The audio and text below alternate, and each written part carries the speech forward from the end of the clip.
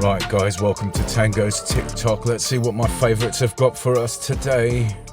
Tons of people have been visiting and talking to locals, and they found the help signs that seem to be easily accessed through a hole in the fence, which is right by a busy road. But on Google Maps, people spotted tunnels that no longer seem to be there. These two guys apparently went to the site and found big piles of rubble where the tunnels were. They found these air conditioning units still spinning, and they found these things that kind of look like cells. They also found a pile of stuff with toys, clothing, socks, some medication with like Spanish writing on it. And amongst a bunch of videotapes with Spanish writing on them, they found one tape that said, "Please present to another person." I'm keeping an eye out for updates from these guys from the vault and also from other people. Well, it's a well-known fact now that these paedophiles, these high-class paedophiles use these tunnels to transport children now. You got to watch this film called Sound of Freedom. Absolutely amazing. Absolutely amazing. Let's see what's next. Guys, I've got some amazing footage for you. Look at this. This is straight out of New Jersey about 3 days ago. A gentleman was using a high-powered telescope that he was observing a UAP and basically zoomed into this object here, and look at it. What is that?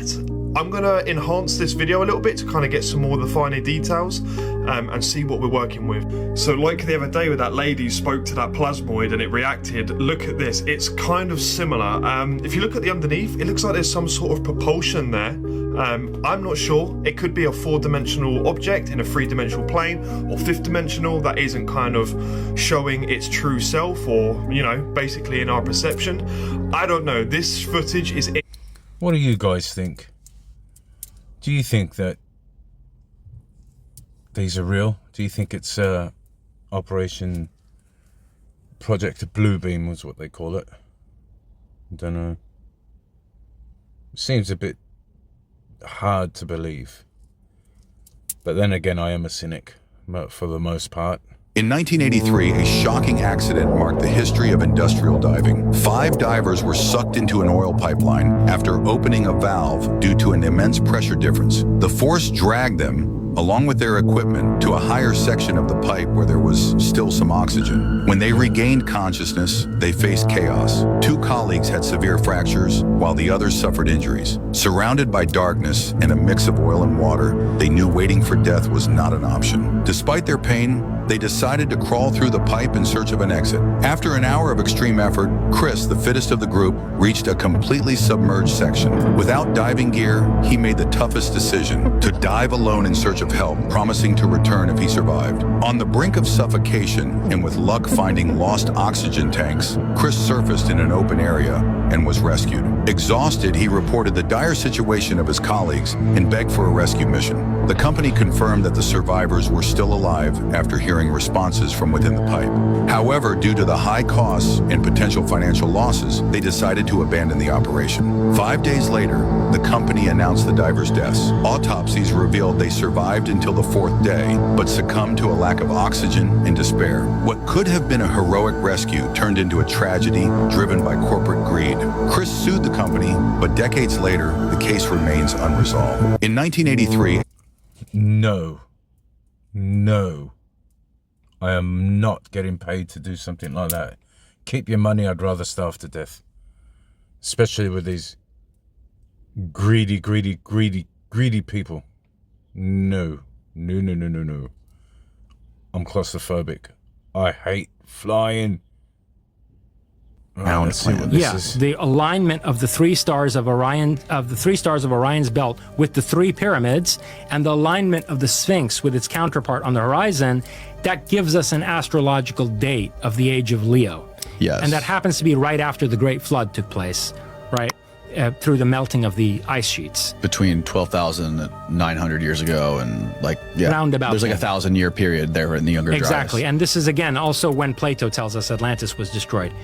But if you go to South America, the Mayans also say that the people who built these megalithic structures, the people of Quetzalcoatl, that the people of the feathered serpent, They came there after the Great Flood. That's what they say. And they started making these constructions there and teaching the locals agriculture and trying to restart civilization in various ways.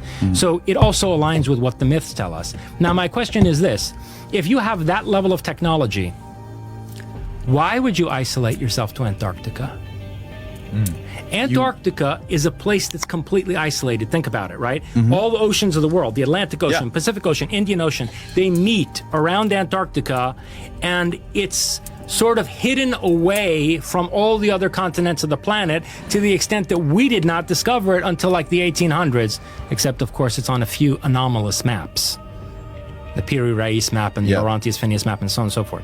But we didn't find, in our modern Western civilization, we didn't find the damn continent until the 1800s. Did they think it was safer there?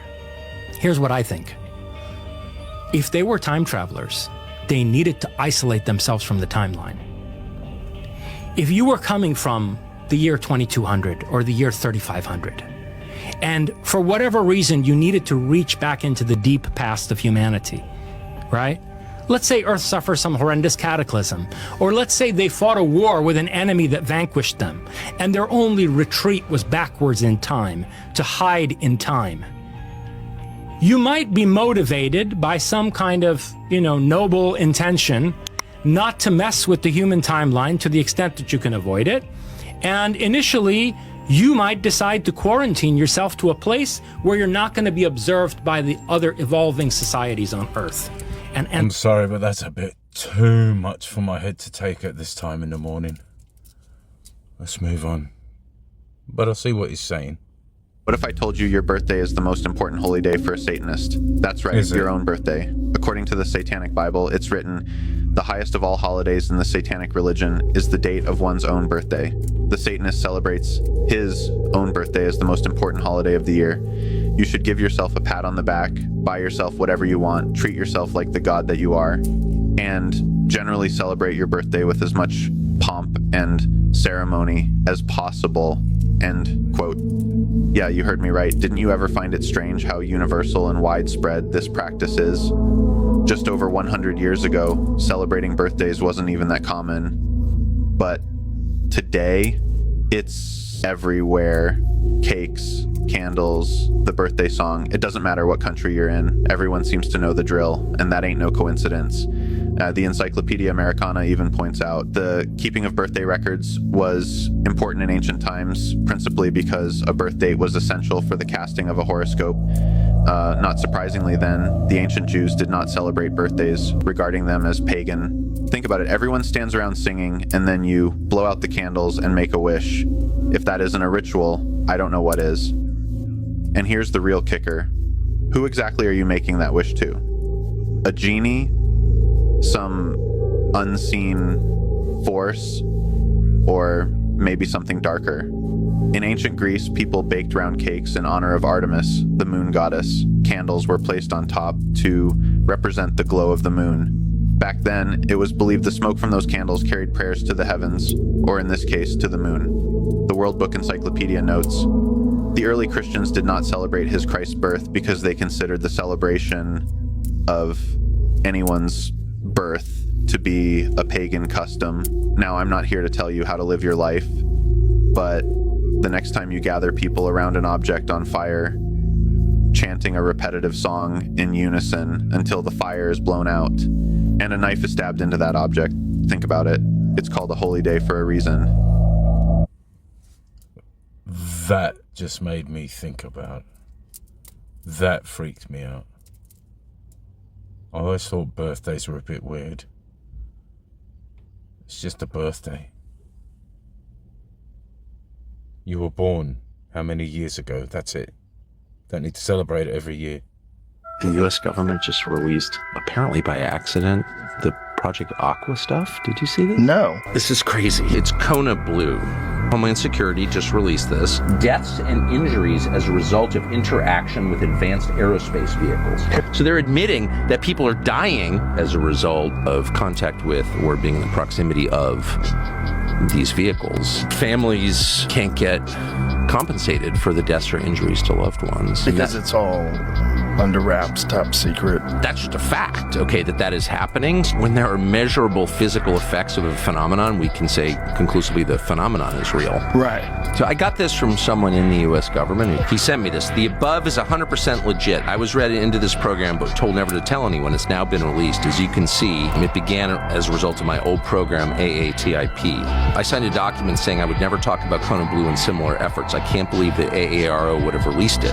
There's enough going on in the skies, but not just the skies, underwater, that the U.S. military has been forced to respond to it. The U.S.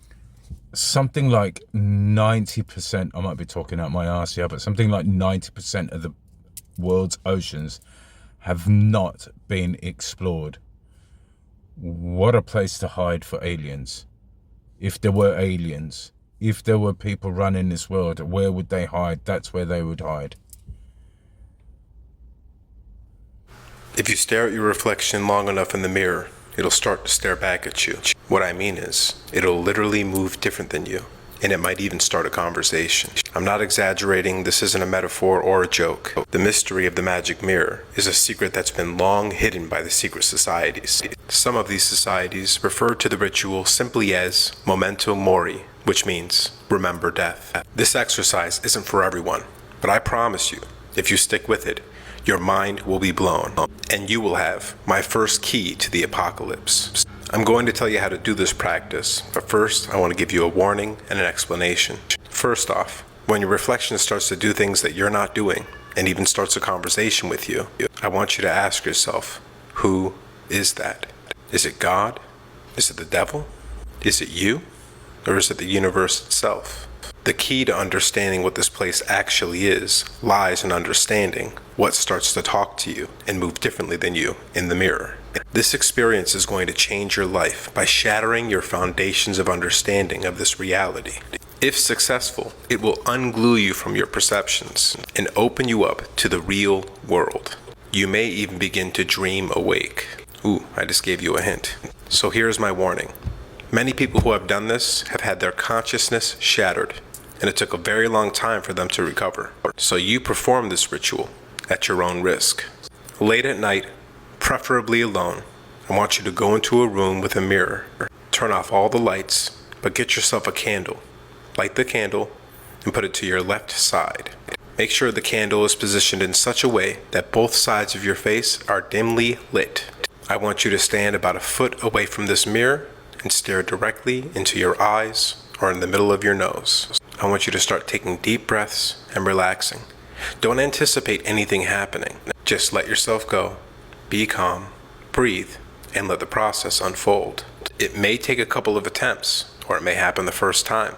First, your face will disappear. Try not to focus on any given point. Unfocus your eyes. You'll see a shadow across your entire face. Then, your face may morph into various characters. I got a tiger face first. Then I turned into a caveman, then a gray alien. This was very vivid and real. It was unmistakable. When I pushed past the fear and amazement of that, my face eventually returned to normal. This is when you have to wait a few minutes and be patient.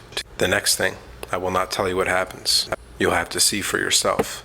Once you're done, be sure to come back to this video and comment what happened. I'm sorry, but even if it was true, I would not be doing that. What the hell is Ocean X? It's the eighth sea. The reason nobody knows about it is because you can't see it. It's inside the Earth, Joe. I discovered it a couple of years ago and have been working up the courage to come forward. Right, first of all, AI is getting truly scary. That sounds exactly like Joe Rogan and Elon Musk. Ever since. All the major seven seas have canals kind of deep below our previously observable levels, which all kind of interconnect and lead into this eighth ocean, which is thousands of miles deep inside of the Earth. The aquatic creatures that we have up until this point believed were prehistoric and currently extinct, such as the Megalodon, Helicoprion, Mosasaurus, Tylosaurus, Leopleurodon, Pliosaurus, Chronosaurus, the Elasmosaurus, Plesiosaurus, Ophthalmosaurus, the Romaleosaurus, Cricosaurus, Dacosaurus, Metriorhynchus, Geosaurus are actually all comfortably residing inside of Ocean X. Well, I'm not going to take your word for it. I'll only believe it when I see it. And I ain't going to see it. This is the conspiracy theory iceberg. Oh, joy. At the top, you've got the more well-known theories like Area 51 and the faked moon landing. Mm-hmm. But the deeper you go, the crazier it gets. Okay. And eventually, you reach a point of no return. Some of the stuff down here is so out there that if you talked about it, people might think you're mentally unstable. Things like inverted humans, or the third hemisphere of the brain. I'm going to dive into each of these darker, more bizarre stories. So, if you're into weird, unexplainable stuff, follow for more, because we're just getting started. This is the conspiracy theory iceberg. I would love that. I'm saving that one for me. Did you see the theory going around how AirPods could actually be one of the most dangerous devices to use? How are AirPods dangerous? So a patent came out last year for the next generation of AirPods coming out, and it said that the new AirPods will be able to track brainwaves, brain activity, and biosignals. So it'll be able to track all these things just by sticking the earbud in your ear. So it'll be able to track your brain, your eyes, and your skin, all from the earbud. So the new AirPods will be able to do all that? Yeah, so people are theorizing it's really weird why AirPods would track brain activity, because why would you need that information just for earbuds? And have you ever had this happen to you when you're like thinking of something, but then a few minutes later on your phone, an ad pops up for the thing you were thinking about? Yeah, I guess that has happened to me. Yeah, so people are saying this is the technology that actually does that. So it will track your brain activity to know what you're thinking about, but then it'll give you videos and ads that cater to what your thoughts are. So say it's like a certain clothing brand or a certain like restaurant, it'll give you ads based on what you're thinking of. I find that really hard to believe that they have that much technology in AirPods, but if that... Right, so at best, they use this technology to sell you more stuff. At best. At worst, they can control everything you think about. Everything. Every thought that goes in your head.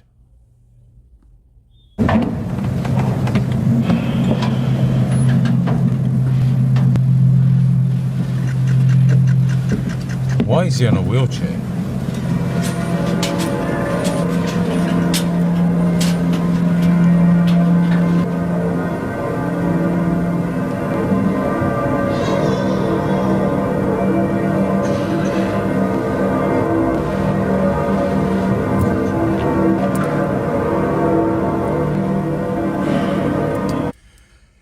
I'm sorry, but ever since I was a child, I was brought up in the Catholic Church, and they freaked me out. What's this whole ritual? We had this ritual where there were 12 children, and the priest would wash the 12 male children. Thank you very much. The priest would wash the male children's feet.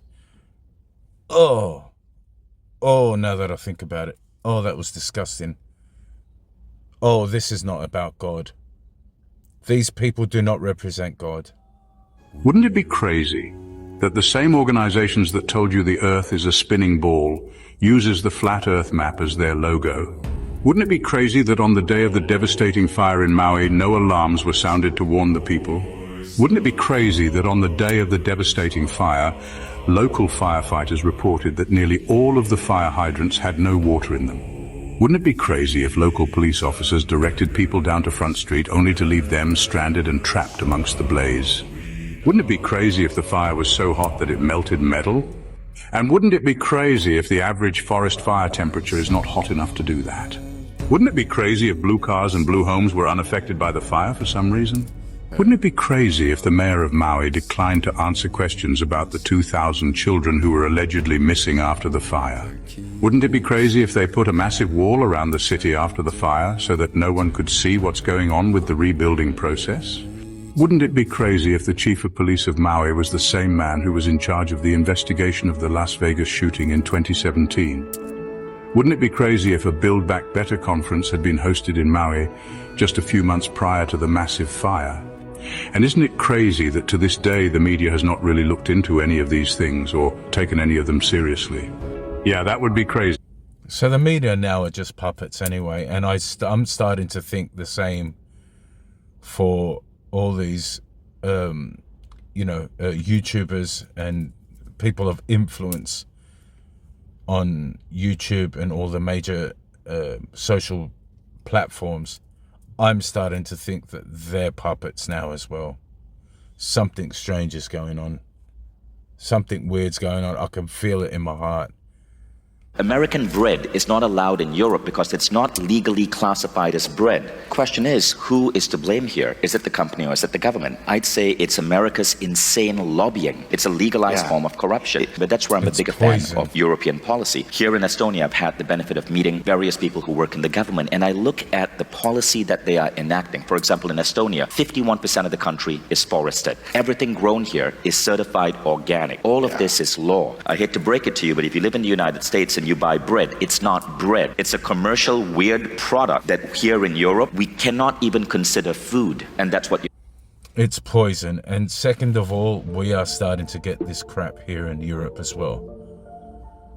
We go to shops like Lidl and it's just full of sugary crap that can kill you in an instant, and everybody just keeps on buying and buying because it's cheaper to buy that than it is to buy real food. Anyway, this was Lawrence from Tango's TikToks. I hope you enjoyed today's episode. Please give us a like and subscribe and share. Leave a comment down below where you're from, what your thoughts on all of this. And have an amazing day. Bye.